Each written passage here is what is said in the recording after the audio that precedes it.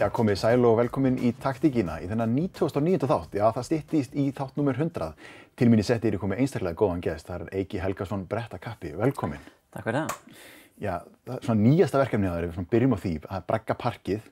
Já, þetta hefur verið mikið ferli ef við byrjum, ég meina, það fyrsta var að finna húsnæði og það gekk nú líka erfilega. Já, alltaf ekki mikið af lausum húsnæði sem að henta fyrir þetta í bænum. En ég fór alveg í svona góða leit og datt niður á svona bragganaðan í Laugarsgötunni. Fór strax að finna hver átt þetta og fór að ræða við þá og svo alltaf seldist þetta þarna í millitíðinni. Þannig ég fór að tala það aftur við nýja eigendan og hann var alveg mjög til í þetta. Og bara já, við fengum bara strax aðgang að húsinu, fórum að byrja að smíða. Planið var svo að opna hérna í febrúar. Það náttúrulega kom COVID-stopp, þannig við þurftum að bíða með það. Svo loksins gátum við opnað hafbúðið. Svo núna ætlum við að opna skálina og þá kom COVID-stopp aftur, þannig þetta er búið að vera svolítið að stríða okkur. En það kannski segja manni, ef maður er búinn að ná að opna á svona ári, ég meina, þá hlýtur þetta að standa opið. Já, mann er að lifa af þetta og það held ég maður sé í góðum málum, held ég. En að smíða svona, þetta er náttúrulega ekkert einfalt og smíða skál, það er mjög flókið. Já, þetta er búið að vera pínu, planið var ekki að gera skálina annað fyrst og ég vissi að það væri mjög erfitt að smíða þetta. Planið var að hafa svona 2 svipaða sali, en svo þegar við kláruðum fyrsta, þá vorum búin að taka gott test á honum. Það fannst okkur þurfa eitthvað svona aðeins öðruvísi, þannig að við ákveðum bara að demba okkur í skálina. Það tók alveg pínu smá svona YouTube, svona vídeo til þess að horfa og sjá hvernig maður átti að gera þetta. En ég meina þar á undan aðstæðan, ég meina það var einhver smá utanhúsaðstæða en ég meina við búum í Íslandi og 80% af árunni, ég meina það var alltaf hægt að nota hana, þannig að þetta er mikil bót. Já, þetta er nefnilega, við erum alveg með svona parki á skólanum og háskólaparki náttúrulega líka. En sem segja, veðrið á Íslandi er alltaf ekkert beint með manni sko, þannig að þetta eru bara nokkri dagar á ári sem er hægt að stunda. Sem segja, ef það er rigning eða vindur, þannig að það er ekki hægt. Þannig að þetta er bara algjör svona, bylting í þessum sportum að geta gert allan á þessu hring alla daga, nema COVID-stoppinu náttúrulega. En ef við rættum ennþá aftari þegar þú ert að byrja í þessu, ég meina það er ekki, þá er ekki einu sinni þessi uppbygging sem við sjáum eins og hjá skólanum. Nei, við vorum þá eiginlega bara smíða palla sjálfir og koma með og bara finna náttúrulega handrið og tröppur í bænum sko. Og reyndar í gamla daga náttúrulega, við erum úr sveitinni rétt fyrir utan. Alltaf á sumrin það var sem sagt hlöðurnar tómar. Og það var ég og bróðir minn alltaf að smíða einhverja palla og þannig við vorum með svona okkar private æfingapark hérna heima. En hvernig var það, þú veist, þegar þú ert í þessu sporti þessum tíma, var ekkert verið að tróða þér í fótbolta eða handbolta eða eitthvað? Ég tók alveg svona, að meina var að reyna að finna mig, pröfaði bara allt saman. Stoppaði smástund í frjálsum og var alveg, þú veist ég sjálf frá, góður í því. Ég ætla góður að hoppa og alls konar hann dótir í sko. En ég bara einhvern veginn fann mig aldrei í svona þessum æfingaheimi sem maður þarf að koma að mæta á æfingar og líka bara keppnir. Keppnir hafa aldrei verið svona mitt þeng. Það er náttúrulega geggja við snjóbretti og hjólabretti er að þetta snýst ekkert endilega að vera bestur. Þetta er bara að fara og bara bæta sjálfan sig. Það er henni og hitta félagana. Já, en hvernig er það? Þegar þú samt að reyna að bæta þig, að reyna að vera betri en samt býður þetta upp á þetta frelsi til þess að það er ekki pressan. Hvernig finnur þú balansinn á þessu? Já, að vera bara alltaf að gera það sem að þú vilt gera sko. Ég er með svona þannig árátt að mér langar alltaf að gera eitthvað nýtt. Þess vegna er ég ekkert með gott svona keppnisrönn eins að kalla það því að ég gerir bara trikk, næði og reyna að gera eitthvað nýtt aftur. Ég ger aldrei trikk en þessi aftur nema að sjá geggja skemmtilega trikk. En vanlega ég læri trikk, ef ég næði, þá er það bara búið og færi mig á næsta projekt að reyna eitthvað annað trikk. En það er náttúrulega í þessu líka þetta listræna eðli, af því að þetta er íþrótt og þú þarft að vera í ákveðnu formi til þess að geta framkvæmt þetta, en svo þarf þetta líka að vera fallegt. Þetta er nefnilega svona öðruvísi íþrótt. Ég kalla það miklu meira list, eins og þú sagðir, heldur en íþrótt. En það er víslega að taka samt 2 leiðir, alveg hægt að fara keppnisleiðina og vera bara á þessum æfingum og keppa, en það bara heillaði mig ekki neitt. Þannig ég fór hina leiðina og bara gera vídeo, ljósmyndum, það var svona ekki alveg mikið það í dag. En allt komið á social media í dag. En þegar ég var að byrja var maður alltaf að reyna að ná framsíðuna á blöðunum og einhverjum videopartí, einhverjum projektum sem var að koma út af FHS eða DFFD. Þannig að þetta er svolítið búin að breytast með þannig. En þetta er samt meira svona, já, þú þarft ekki endilega að vera bestur til að vera atvinnumaður. Þetta er líka bara svona, ef fólk tekur eftir þér, þú er svona, sölu vara. En ég meina, það líka stór breyting sem að þú eru upplifað, það einmitt samfélagsmiðlarnir, þetta verður allt öðruvísi að vinna með að koma sér á framfæri heldur en það var þegar þú voruð að byrja. Það er náttúrulega svolítið, þetta er búin að taka alveg 180 gráðu beygju með það að gera. Það er sem sagt, í gamla daga þá fór maður á samningafyrirtæki og þeir voru að borga auglýsingar í blöðin, borga mann inn í verkefni og auglýsa rætirinn. Svo allt í einu snýst þetta við að rætirarnir að reyna að koma merkjónum í blöðin og inn á social media og íta merkjónum. Þannig að þetta svona bara tók alveg beygju, sko. En ég enda meira fyrir þetta samfélagsmiðla því að maður ræður sér svo sjálfur, sko. Já. En eins og í þessum myndböndum sem við mörg höfum séð sem þið eruð að búa til, ég meina undirbúningurinn af svona ofboðslegur. Það er náttúrulega að ná réttu skótunum, réttu römmunum, en svo þarf líka að byggja upp landsvæðið og stökkpallana og allt þetta. Það er mikill tími sem fyrir í þetta. Þetta er nefnilega ekki bara, þetta lítur út fyrir að vera einfalt ef maður horfir á vídeóið, kannski 3 mínútna vídeópartur. Það fólk gerir sér grein fyrir að það tók allan veturinn að ná þessum 3 mínútum, sko. Því að stundum er maður kannski í heilan dag að reyna eitthvað trikk og nærði ekki og stundum er það nokkra daga. En já, og svo náttúrulega allir móktur, fólk eru oft komin til okkar bara að byrja, eru þið að móka þetta allt sjálfur? Fattar ekki að við förum upp í fjöllin og við erum að móka og passa allt sér rétt og svo byrja að filma. Svo náttúrulega í Íslandi að veturna alltaf að hérna í stríði við dagsljósið náttúrulega líka, sérstaklega svona þessum tíma árs. Þannig að maður hefur svona bara lítinn glugga en eins og við gerum þá byggjum við svona daginn eða kvöldið á undan. Þannig við vöknum og byrjum þá bara að filma leið og dagsljósið kemur upp. En já, þetta getur tekið alveg sko, já, alveg marga daga að ná bara einu skoti sem er bara 2-3 sekúndur, sko. En það er náttúrulega mitt sjarminn í því líka að vera mættur með skófluna að móka. Ég meina, þú myndir ekki vilja gera þetta neitt öðruvísi. Sko, ég er nefnilega, maður ekki vanur að hafa svona alveg svona þessi fullkomnu snjóbrettapörk í fjöllunum. Mér finnst það nefnilega óþægilegt ef maður fer þannig, af því að ég gerði þetta ekki sjálfur, þetta er ekki eins og ég vil hafa þetta. Mér finnst það nefnilega, svo ég myndi frekar reyna að trikka einhverju handriðin í bænum heldur en einhverju svona æfingabóksi í pörkunum einhvern veginn. Ég er meira hræddur við það heldur en bara handriða því ég ólst upp á þeim. Já. Þannig að En hvernig er þeir að byrja? Ég meina, þið hljótu nú að lenda í því að vera að reyna að smíða einhverja palla og þeir hafa brotnað og ekki verið nógu vel uppbyggðir og já, þið hljótu að hafa náttúrulega dottið mjög oft á leiðinni. Það fylgir þessu alveg. En þetta er, já, akkurat margir spyrja mig hvernig maður kemur tilbaka eftir meiðsli.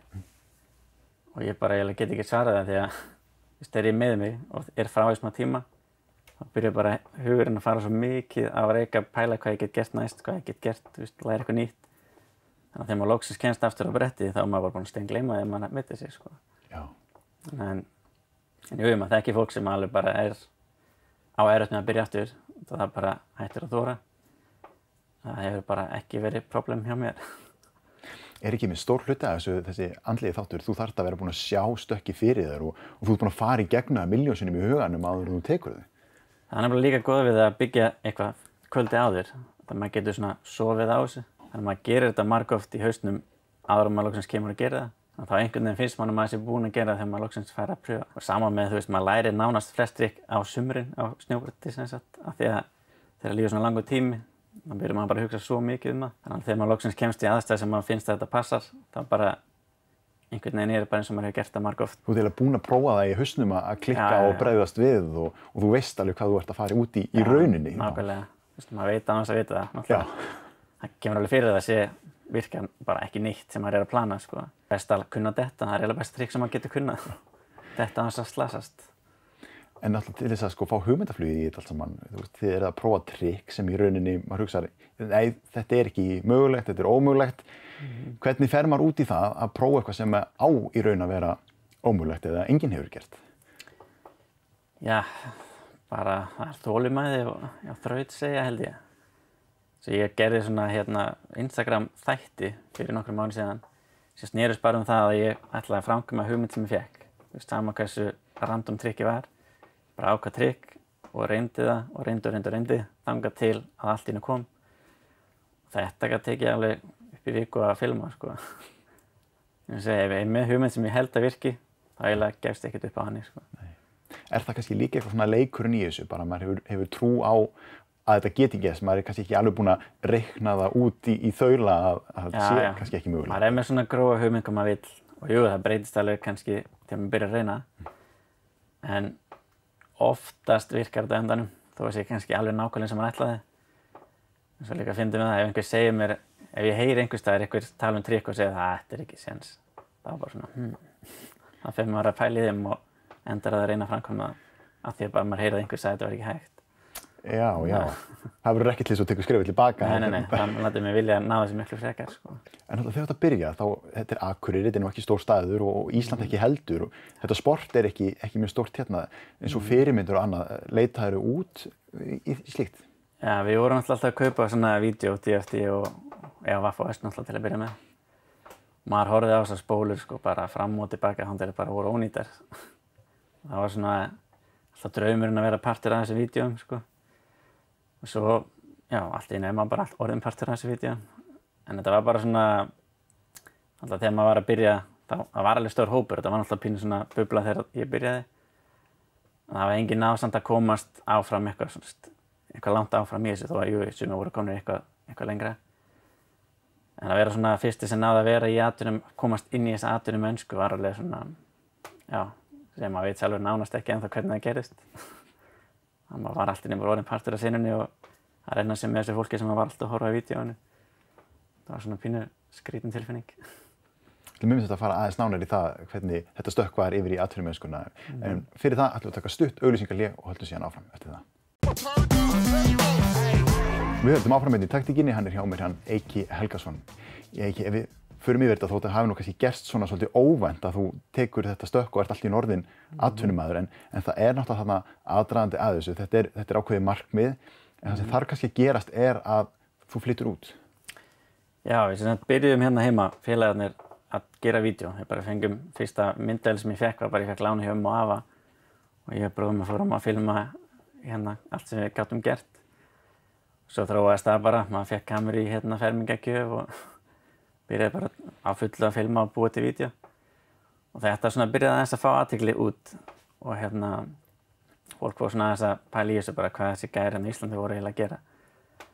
Og svo fórum við heyrðum snjóbrautaskóla í Svíþjóð. Og það var á fyrsta árinu ég var á smíðabraut hérna. Það heyrði maður að vera til snjóbrautaskóli í Svíþjóð. Það var svona, missti maður svolítið fókusinn hérna heima. Og fórum bara all inn í það að reyna að komast inn í hérna skóla. Í Malung í Dölunum í Svíþjóð. Og við komumst þarna inn bara með að senda vídeo. Ég hef aldrei heyrt sænsku áður þannig séð, ekkert að pæla í henni. Við fluttum út, kunnum ekki tungumálið sem ekki neitt hvað við vorum að gera. Þetta var bara breytti öllu því að þannig komst maður ekkert í svona pörk sem voru svona alveg heimsmæli hverða.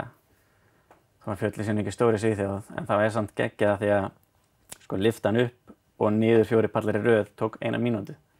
Þannig að maður gæti tekið bara einhver 100 stökk á dag. Maður var svolítið fljótur að pikka upp trikkinn, Og þarna bara, og fólk tala alltaf það, við erum alltaf fyrstir upp og síðastir niður í fjallinu. Við bara mistum okkur þannig séð.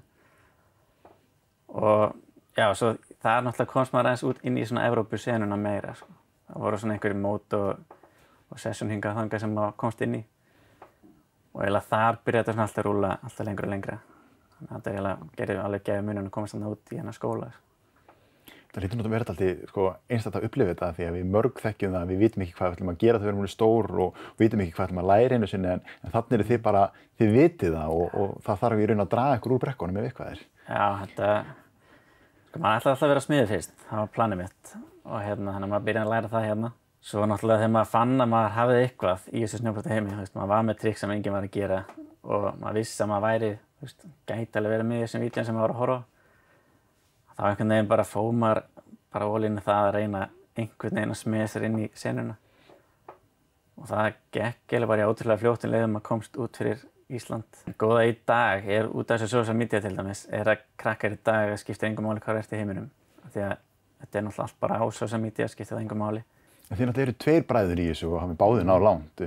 Hefur það ekki hjálpað líka að hafa stuðninginn af hvor öðrum? Jú, algjörlega. Fórum alltaf fyrst ég og 2 félagar mínir í eina skóla í Svíþjóð saman. Og við vorum hann í 3 ár. Og svo kemur bróðir minn líka, þannig við náðum síðasta árinu saman að úti. Og hann hefur verið að fylgja mér bara síðan að ég byrjaði. Hann var alltaf litli bróðurinn sem var bara alltaf með mér. En að gera sömu trikk að ég var að gera og hann er alltaf 4 árum yngri. Þannig að maður vissi svo sem alveg að hann myndi ná langt í þessu líka. alltaf, hann alltaf var pínu lítið gutti að gera allt sem við strákarnir vorum að gera og allir voru bara, hver þetta til? Þannig að þetta, og svo náttúrulega ég var náttúrulega atvinnumaður einhverjum nokkrum árum fyrr. Svo þegar hann kom inn í þetta líka, þá reyndu alltaf að ferðast saman. Þannig að þó maður var út allan heim, þá var maður alltaf með part af familínu með sér, sko. Það var bara næs, sko. En svo hefur líka verið að stofna fyrirtæki og kannski kveikjan í því var eftir að þið getur verið svolítið saman með ákveðið merki. Já, við byrjuðum að vera að fá sitt-hvora samningana og þá splittum við svolítið upp. Og síðan kom svona punktur sem við vorum báðir með samninga í lausu lofti. Við vorum að pæla hvort þetta með endurnýja þá eða finna okkur eitthvað nýtt. Þannig við vorum að tala við okkar sponsora hvort að þeir vildu taka mig eða þeir hann. Þeir voru svona ekki alveg sjór hvort það myndi make sense að það var alveg nóg að vera með í hverju landi, sko. Það var alltaf pælinga þá, bara ná markaðanum í hverju landi. Þannig að svo kom upp hugmynd eitthvað fyrirtæki hafði samantið okkur og spurði hvort við vildum sem sagt starta bara nýju fyrirtæki og þeir myndi aðstofa með að koma í gang og hjálpa okkur með svona business síðuna hlutunum. Og fyrst hugsaði bara, nei, við getum ekki gert eitthvað svoleiðis, sko. En síðan þegar maður fórum að hugsa aðeins lengra, þá var svona, ok, við erum svona að koma upp núna. Það var geggjað að byggja eitthvað núna upp. Þannig að þegar við erum útbrenndir og hættir en enna, það eru allan konum eitthvað merki sem búið að festa sig í sess. Þannig að það er svona svolítið pælingi sem við höfðum til að byrja með. Það með þetta, maður ekki atvinnumaður að eilífu og það þarf eitthvað að taka við. Já, og það nefnilega margir sem að gleyma því að þetta snjóbrettaferillinn ekkert svakalega langur. Þó vissulega, það alveg svona fólk sem nær alveg langt, en það samt alltaf yngri kynslur sem að fylgjast með og þeir fylgjast meira með náttúrulega yngra liðinu. Þannig að það er svona klassíkin að leiðum maður er útbrendur að þá fari ég að starta eitthvað og þá er það bara orðið aðeins svo seint. Já, en þeir eru fleiri bræður, þeir bróður sem fóru út í fótbolta, var hann ekkert með okkur út á brettum eða hvernig var þetta eiginlega? Hann kom með fyrsta hjólabretti á heimili reyndar og nei, hann var alveg all in í fótbolta og spilaði með Káa og Grindavík og hann fór meira til Bandaríkin, spilaði fyrir skólalið þar. Þannig að hann var alveg atvinnumaður í fótbolta. Svo ég einn yngri sem alveg á fullu í hestum og hann alveg búinn að vera, að keppa og er bara alveg þar. Þannig að dreifum okkur aldrei víða í þessum íþróttaheimi. En þetta hefur verið, þið haldið tengingunni við Akureyri, þið talið náttúrulega uppruna ykkar og þetta hefur verið gríðarlega góð auglýsing fyrir landið og bæinn. Já, það er margir túristar sem að taka okkur í myndir bara taka mynd af handriði og taka okkur í það þegar við vita að við erum búin að renna okkur á þessu handriði. Þannig að maður sér þegar túristarnir að koma, maður endalaust að fá tök af stöðum sem maður er búin að vera að gera. Og ég tók líka fyrir alveg nokkrum árum síðan gerði verkefni sem var bara á Íslandi, sem hét Island Born. Þá var ég akkurat á búið til palla beint fyrir framan Dettifoss og Aldeyjarfoss og þannig að það lét svolítið bakgrunni vinna með sér. Og þetta alveg sló í gegn hjá akkurat fólki sem vildi koma til Íslands. Þannig að þetta var fyrsta skiptið sem eitthvað var að filma eitthvað með fossa og það er reyndar alveg skelfilegt að gera það því að á veturnar úðinn af þessu, hann bara klaka húðar alla kamerugræðirnar. Þannig að þetta var mjög flókið að framkvæma. En finnst þér þetta var breyst viðhorfið í garð íþróttarinnar? Ég meina þegar þú ert að setja þetta markmið að vera atvinnumaður í þessu, það er kannski ekki margir sem hafa trúað þig þá, en svo höfum við náttúrulega fordæmi fyrir þessu núna eins og í þér, þetta er alveg hægt. Er þetta viðurkenndara sem íþrótt í dag eða ertu ennþá einhvern veginn að reyna að réttlæta það? Fólk skilur ekki ennþá hvernig ég get lifað á þessu á þess að vera að kenna sem þjálfari eða kennari. En ég reyna að lýsa þannig að ég er bara basically auglýsingaskilti og fyrirtækin að kaupa spots og svo eigum við bara að vera aktífir og reyna að trúa okkar framfæri, En þetta náttúrulega breyttist helling þegar þetta var ólympíugrein. Þó ég er ekkert hlýðhóll í því að þetta sé ólympíugrein, en mér finnst það bara ekki eiga heima þar. Þá gerði það vissulega mikið fyrir sportið að þessi almenningur fatta að þetta er íþrótt en ekki bara einhverjir vitleysingar að leika sér eitthvað staðar, En það er kannski þetta, þegar þetta er ólympíugrein, þá verður þetta miklu formaðara. Það þarf að vera það til þess að passa þar inn í móti sem ólympíuleikar eru. Já. En svo talar þú þetta sem listgrein. Þetta er tvennt ólíkt. Ég er ekki stuðningsmaður ólympíuleiðarinnar, en þetta hjálpaði samt alveg sportinu. En það sem þetta að gera að þetta að pakka þessu inn sem hefðbundið sport. Það komið þessi landsliðsbúningar, landsliðsæfingar, þessir útvöldu fá að fara og maður þetta snýst ekki þetta. Það snýst bara að félagarnir eiga bara að fara og gera eitthvað. Maður sér þetta í fleiri íþróttum, maður getur tekið dæmis og fótbolta líka þegar að þetta verður of struktúrerað og of svona einhvern veginn strípað af þessu að í grunninn þetta leikur og þeir sem að tapa því ekki að íþróttir séu leikur, það oft þeir sem ná lengst. Já, þetta nefnilega svona, já, eins og segja, þetta ekki alveg hefðbundið sport en vissulega skilum maður það að margir skilja þetta ekki nema þetta sé inn í þessum kassa.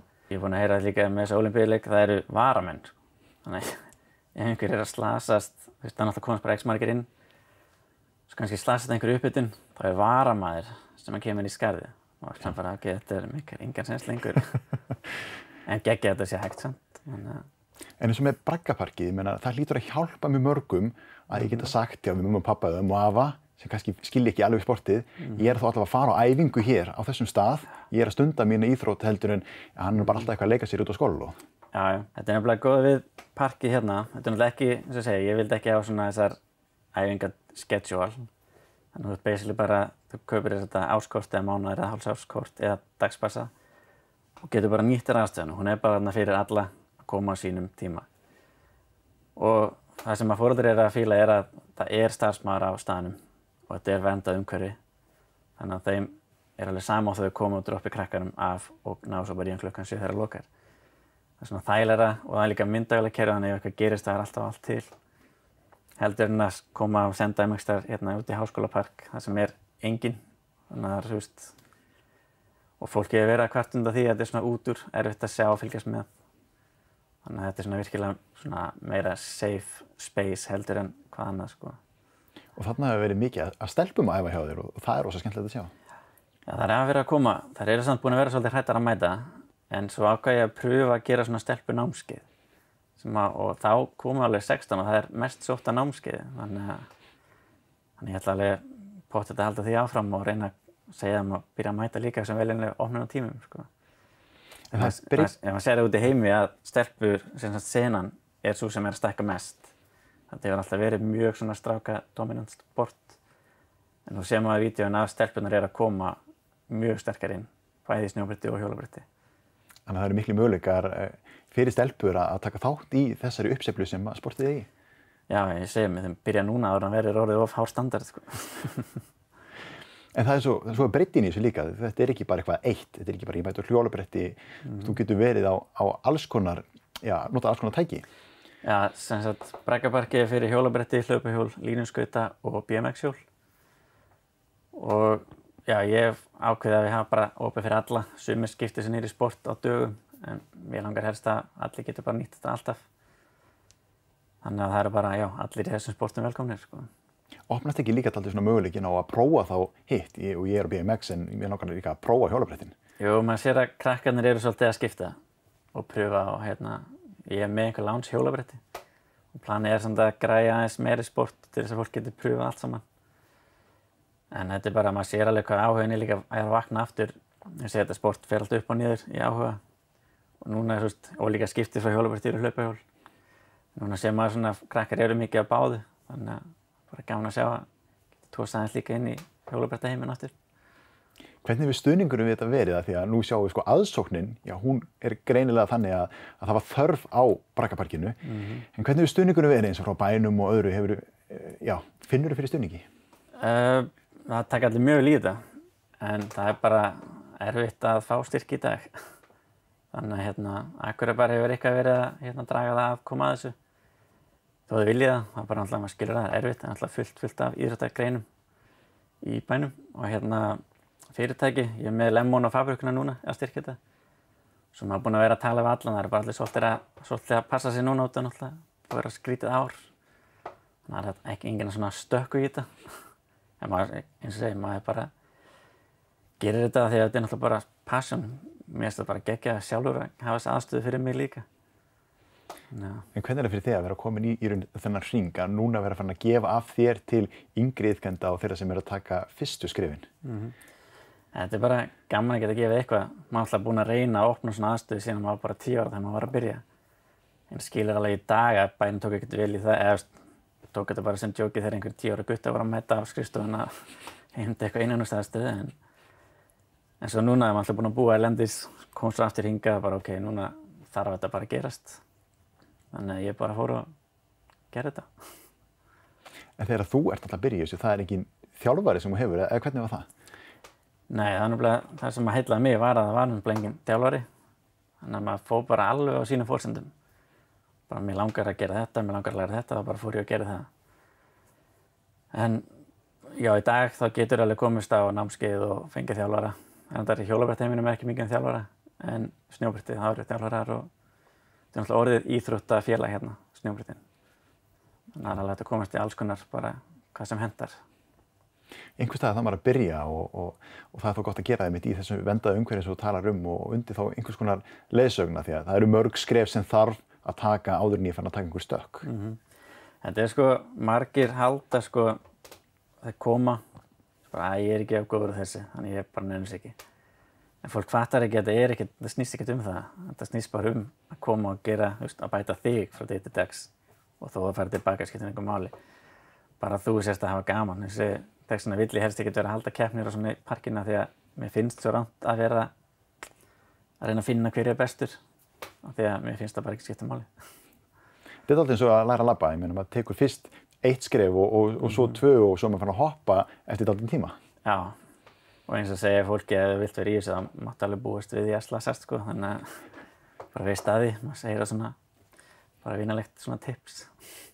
En þetta er komið til að vera og ég meina þetta getur nú orðið til þess að einhverjir eru fannir að suði í foreldrum sínum að flytja til Akureyrar hreinlega til þess að komast í aðstöðuna sem er hér. Ja, það eru margir sunnlendingar sem er að segja annarkvort að þeir flytja bara norður eða þá að ég að koma bara suður og gera þetta líka þar, svona eitthvað gott park sem ég reynda að gera. Ég gerði útiparkið hérna á Miðbakka í sumar.